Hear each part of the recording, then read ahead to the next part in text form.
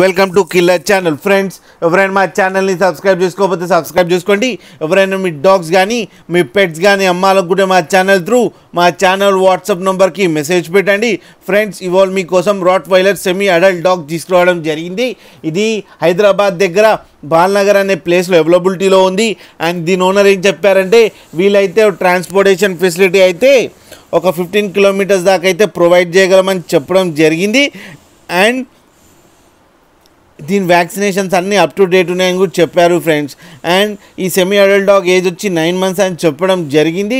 And ఈ semi adult డాగ్కి ఏమో 18,000 rupees demand చేస్తున్నారు.